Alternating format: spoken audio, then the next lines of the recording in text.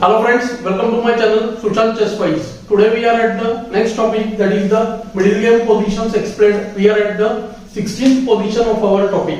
The objective of these positions is to get through the attacking positions and we try to convert it into win. And this is the position where we see that white is very much active. There are some problems near the white king as well. Let's see the activity of pieces first. We see that the queen, rook, e2 bishop and the knight on g4. At least these three are directly contributing towards the black king. The black king is somewhat more exposed than white. There are some problems towards the white king side as well because this rook is lying on the h4 square.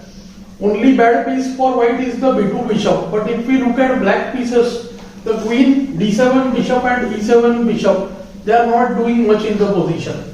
This enables white to make a combination near the black king. So it's white to play and win, of course. Let's look at some candidate moves now. Two obvious moves or three obvious moves which come to mind. One is h into g5. White wants to open the h5 and try to take his pieces near the black king.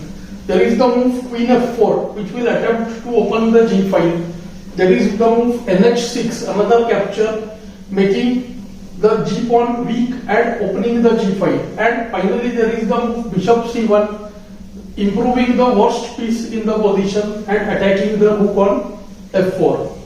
So white should first start his calculation with the most obvious hg.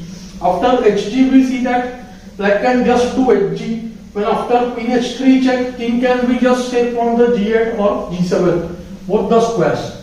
Nothing much happens over there. Next candidate move is knight h6. A look at the position and we feel that after knight h6, hg5 and suddenly black is in serious trouble. Let's see the moves. Knight h6, knight takes h6 and hg5.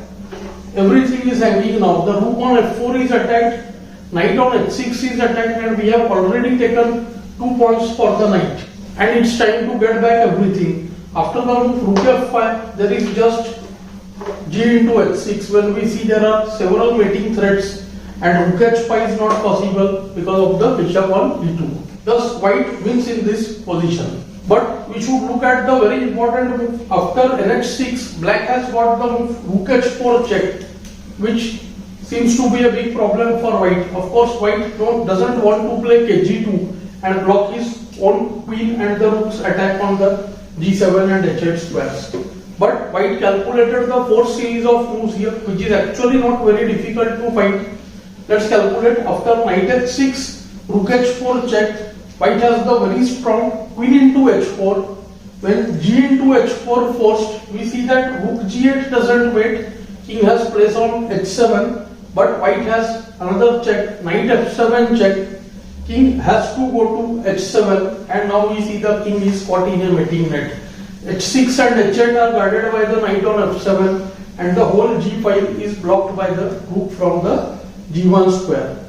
And here white found the winning move, that is bishop d1. He uses the mating net. Whenever the fourth series of checks are over, we should try to look at the moves which can threaten to deliver check, especially when the king has no place to move.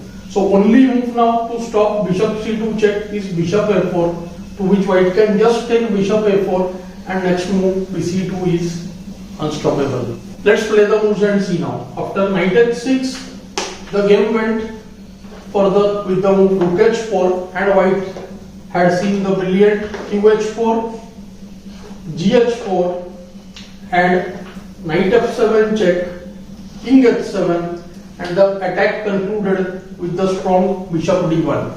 Many people suggest the move b8 while imaginating the position, but still bc2 mates.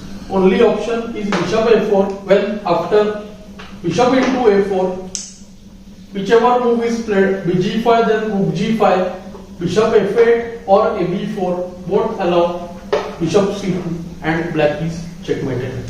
The position was not very difficult, but I found the mating idea very interesting. So I hope you will also find the position useful. Do like, share and subscribe the channel. Thanks for your time.